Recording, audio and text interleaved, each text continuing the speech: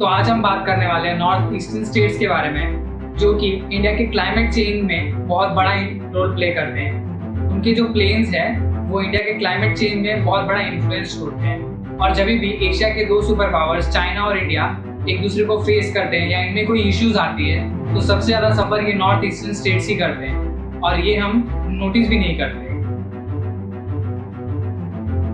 अगर वही बात करें आसाम की, तो आसाम में अभी फ्लड आई हुई है, और आसाम ब्रह्मपुत्र रिवर और एनलॉग हिल्स के बीच में लोकेट करता है, और ये उसे खुद में ही एक फ्लडेड प्रोन रीजन बनाता है, क्योंकि ब्रह्मपुत्र रिवर का बेसिन जब भी फ्लड आता है आसाम में तो ब्रह्मपुत्र रिवर बेसिन से होकर ही आता है।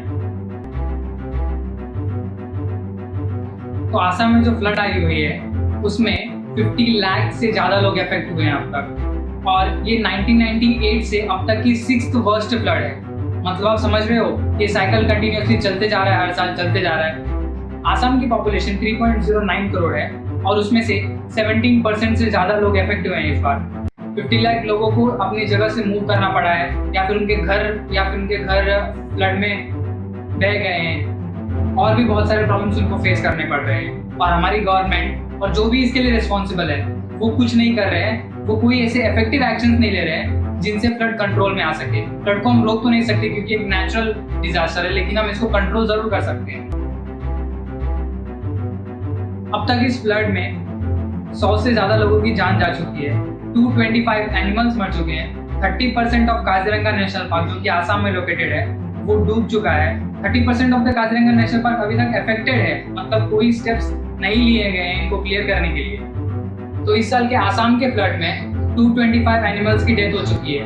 2012 में यही नंबर 793 थे, और पिछले साल 503 थे। मतलब ये नंबर्स इन नंबर्स में ज्यादा कुछ डिफरेंस नहीं आया है। मतलब अगर हम स्टेप्स ले भी रहे हैं तो फिर वो सिर्फ पब्लिक के लिए, इन एनिमल्स का क्या होगा?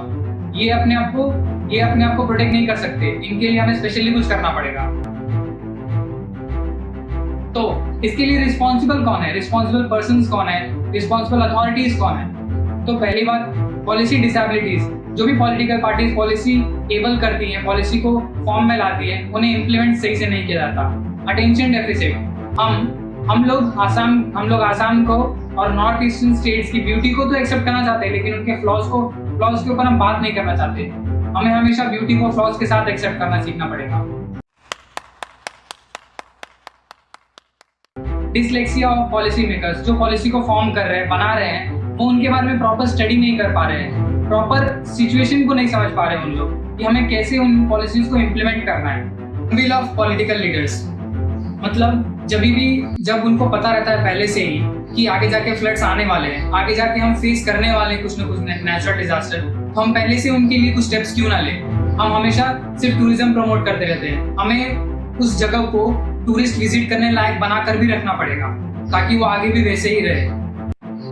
तो वहीं अगर रिस्पॉन्सिबल्स की बात करें तो इसमें मीडिया भी कहीं ना कहीं अपना रोल प्ले करती है, क्योंकि दिल्ली में एक ऑटो रिक्शा वाले की डेथ हुई, उसको आसाम में इतने लोग अफेक्ट हुए, इतने लोग मरे, तभी भी उतनी कवरेज नहीं मिली जितनी उस ऑटो रिक्शा वाले की डेथ को कवरेज मिली। तो ये भी एक बहुत इंपॉर्टेंट चीज है कि मीडिया को अपना रोल सही से प्ले करना चाहिए।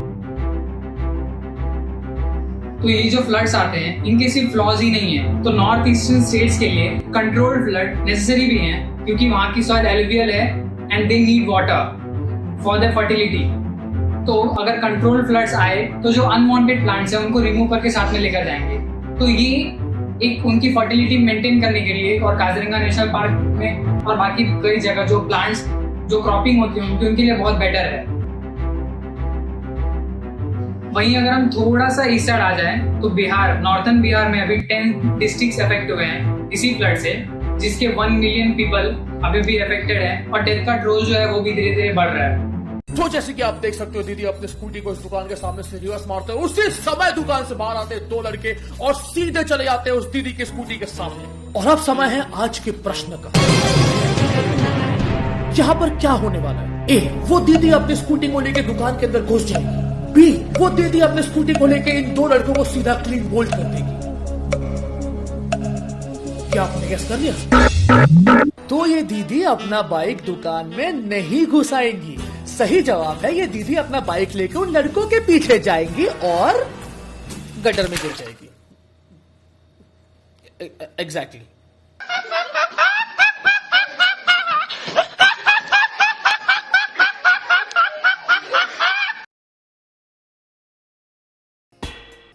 तो कुछ दिनों पहले की बात है कि लंदन में हंड्रेड्स ऑफ डेमोन्स्ट्रेटर्स, कुछ लोग उसमें से मास्क पहन कर भी मास्क ना पहनने के अगेंस्ट प्रोटेस्ट कर रहे थे। अरे कहना क्या चाहते हो?